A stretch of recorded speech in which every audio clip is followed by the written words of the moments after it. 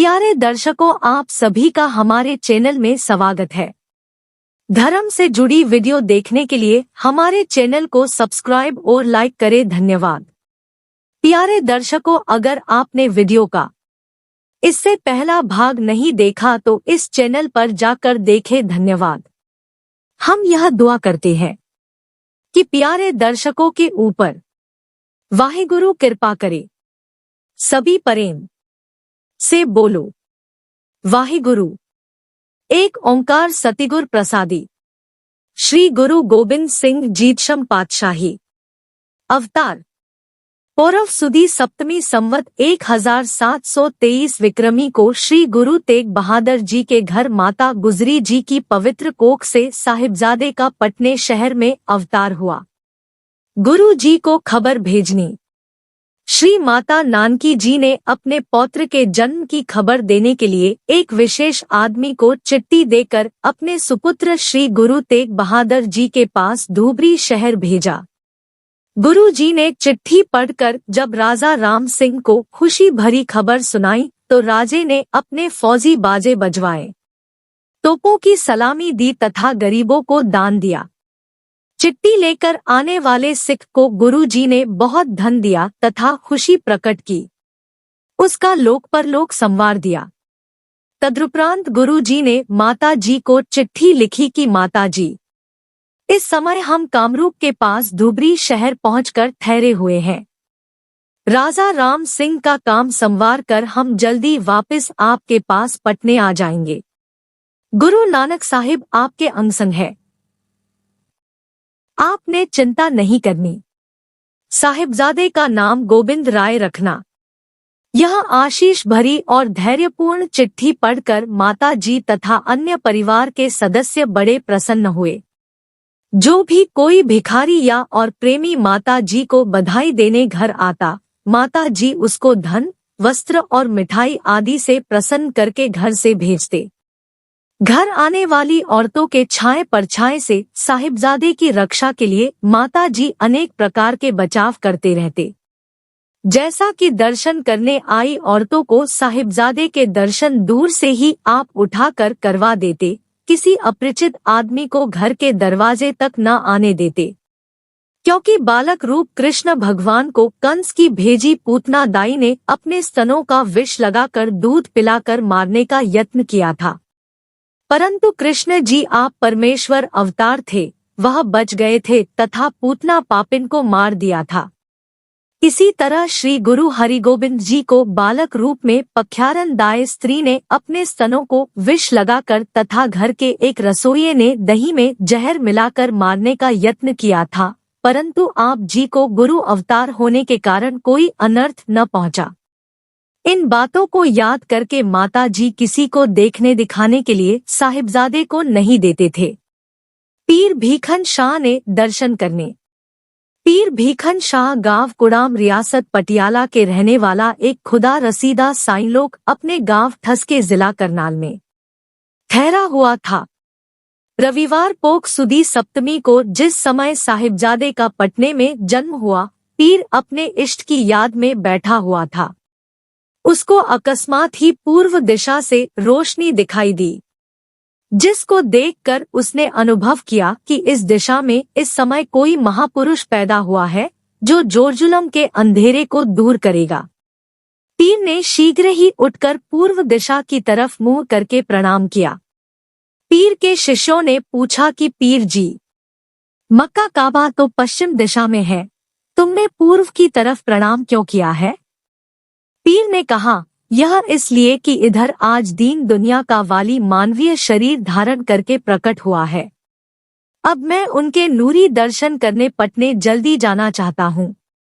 तदुपरांत पीर भीखन शाह तैयारी करके अपने 2 शिष्यों को साथ लेकर धीरे धीरे पटने पहुँच गया। पीर जी ने देखा कि पटने का हर एक जीव तथा वनस्पति का पत्ता पत्ता खुशियों से भरपूर व प्रसन्न है।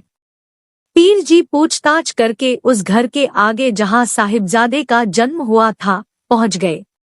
घर के दरवाजे के आगे पीर जी ने देखा कि सिख संगत की भीड़ लगी हुई है और हर एक अपनी खुशी प्रकट करने के लिए उत्सुक हो रहा है।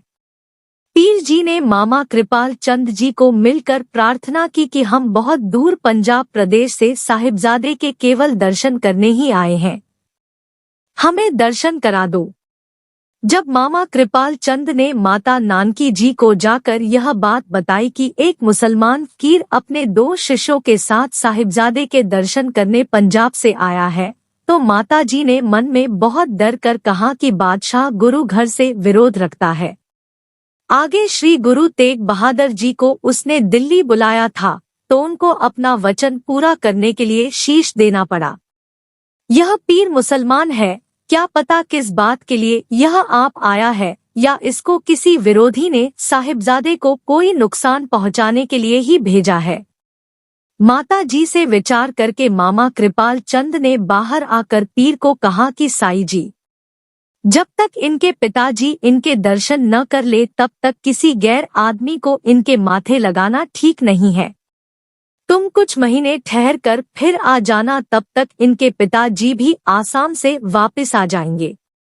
अब तुम्हें जिस चीज की जरूरत हो ले लो। परंतु पीर ने कहा, मुझे इनके दर्शनों के बिना किसी चीज की जरूरत नहीं है। यह खुदा रूप है, मैं इनके दर्शन करके ही जाऊंगा। परंतु जब फिर भी माता जी ने इनकार किया तो पीर खाना पीना छोड़कर दरवाजे के आगे आसन लगाकर बैठ गया। जब 3 दिन इस तरह बीत गए तो पीर का पक्का हठ देखकर माता जी ने कृपाल चंद को कहा कि पीर को साहिबजादे के दर्शन करवा दो। कृपाल चंद सुंदर वस्त्रों में लपेटकर साहिबजादे को दोनों हाथों से उठाकर पीर के पास ले आया। पीर भीखन शाह ने बालक रूप के दर्शन करके नमस्कार किया और फिर 2 कुजिया, एक में दूध और एक में पानी डालकर साहिबजादे के आगे रखी। साहिबजादे ने अंगड़ाई लेकर अपनी बाहें लंबी करके दानों कुजिया पर अपने दोनों हाथ रख दिए। यह देखकर पीर बड़ा प्रसन्न हुआ और उसने प्रणाम करके नमस्कार किया। जब यह कुजियों वाली बात पीर जी से पूछी गई तो उसने बताया कि यह मैंने इनकी परीक्षा ली है कि यह हिंदू धर्म का पक्ष धारण करेंगे या मुसलमान का। परंतु इन्होंने इशारा किया है कि इनके लिए दोनों धर्म एक जैसे हैं। इस उपरांत पीर बालक रूप गुरु जी की महिमा का गायन करता हुआ वापस ठसके नगर को चल पड़ा। गुरु जी की बाल्यावस्था। माता जी ने साहिबजादे के सोने और खेलने के लिए एक अति सुंदर पंधूड़ा बनवाया, जिसमें साहिबजादे को लिटाकर माता जी उसके पास बैठकर लोरियां देती तथा पंघूड़े को हिलाकर मन ही मन प्रसन्न होती। आप जी के हाथों के कड़े, पांव के कड़े और कमर की तड़ागी के घुंघरू खनखनाते रहते थे। माता नानकी जी बालक गोविंद राय को स्नान कराकर सुंदर गहने कपड़े पहनाते और गडीरे से खेलता देखकर बहुत प्रसन्न होते। गंगा के चरण छूने। एक दिन जब मामा कृपाल चंद आपको गोदी में लेकर अन्य बालकों के साथ गंगा नदी में नाव की सैर करा रहे थे तो गंगा का पानी ऊपर ही ऊपर चढ़ता आए। माता जी तथा अन्य साथी बालक बहुत घबराए, परंतु गंगा का पानी आपके चरण स्पर्श करके तत्काल ही नीचे अपने ठिकाने चला गया। यह कौतुक देखकर सभी साथियों ने आपको पूर्ण पुरुष जानकर नमस्कार किया। पानी भरने वालियों के घड़े तोड़ने गुरु जी के आंगन में एक कुआं था, जिसका पानी अच्छा होने के कारण मोहल्ले की औरतें पानी के घड़े भरने वहां आती थी।